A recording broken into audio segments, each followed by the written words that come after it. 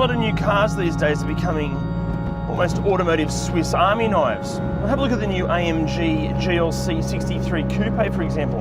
Like, that thing's a serious performance car, a practical SUV, and a luxury cruiser all wrapped in a sexy, jacked up body. But while this breadth of talent might be impressive, I think some of us are craving something a bit more focused. So, rather than looking at another automotive Swiss Army knife, let's check out a scalpel.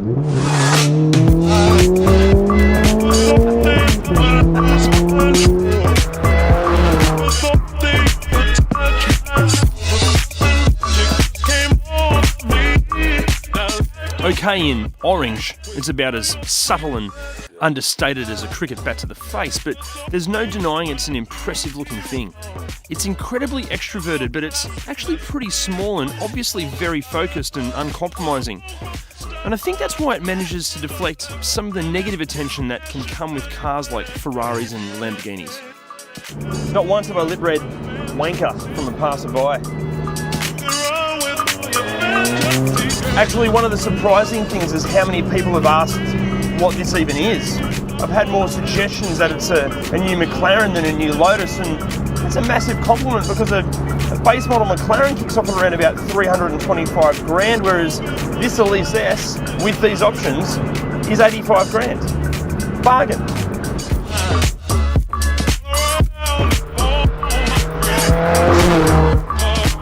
The styling, however, does make for some interesting choreography when getting in and out of the Elise, but Lotus have your best interests at heart. There's no need to sign up to those sweaty, smelly yoga classes. Your flexibility will increase dramatically. Sure, it's no Toyota Corolla for the ease of entry and exit, but the throwing of shapes to get in and out is all part of the experience.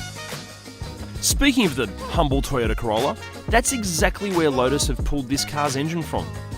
Granted, it's heavily retuned and they've also bolted a supercharger to it, but rather than having some highly strung, temperamental and potentially very expensive exotic engine, the Elise has one of the most bulletproof and proven power units the kings of reliability have ever produced. Compared to the sort of power outputs we're seeing from other performance brands, the Elise's 162 kilowatts and 250 newton meters of torque seems, well, almost laughable. But rather than throwing more power at a car to make it more capable, Lotus are all about making it lighter. Subtracting weight makes you faster everywhere. And that lack of weight improves everything. One of the first shocks about driving the Elise isn't actually how fast it is or how well it brakes or how well it handles, but just how compliant the suspension is. I was expecting some race car hard ride that'd have my teeth rattling just as much as everything else in here, and look, you know, it's no Rolls Royce and it's definitely on the aggressive side of firm, but it's definitely not harsh or uncompromising at all. Sounds so good.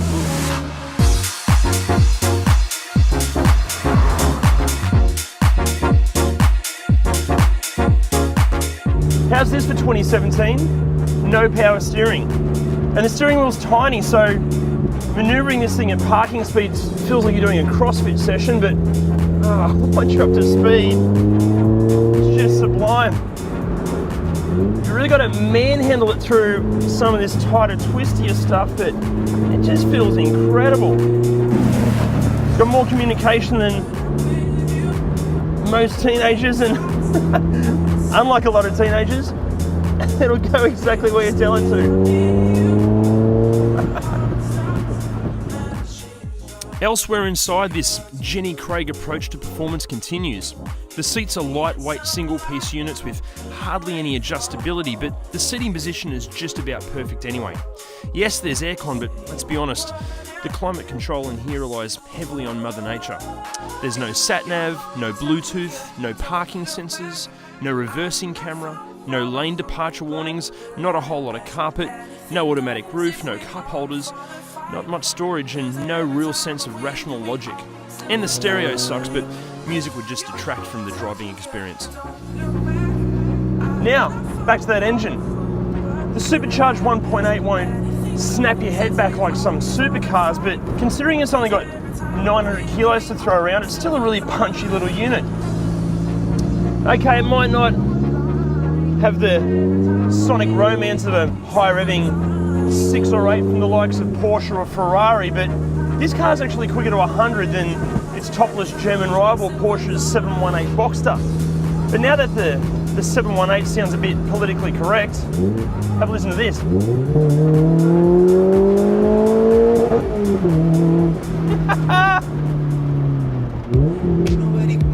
The 6-speed gearbox is just so good. It's not the easiest thing to use, but when you get it right, the changes are just rifle bolt accurate. And there's this delicious mechanical clunk every time you nail a change. And the combination with this supercharged engine will just see the Elise tear out of corners in the first 4 gears. The Elise and, well, Lotus for that matter, have never been just about sheer acceleration or how hard or fast the car can handle, but it's all about the experience and how connected you feel with the machine, and the Elise S just fills that brief perfectly.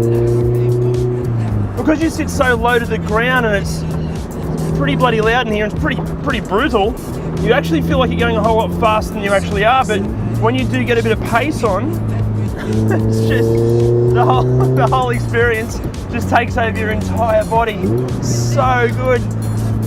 I tell you what, you go and get yourself the most non-car person you can find, stick them in this thing, send them on down some twisty road, and I guarantee they'll come back a car fan. Actually, you know what? Let's prove that correct. This is my beautiful mum. Hello, mum. Hello, how are you, Ed? Hey, mum, would you describe yourself as a motoring enthusiast? Not really, no. Well, today I think I'm going to bring you across to the dark side. You get to drive this. Oh, okay. This? Yep. Yeah.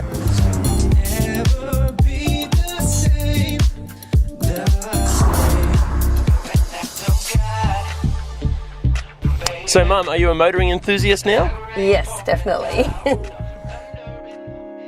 The Lotus Elise S is both the least sensible and most sensible car you can buy right now.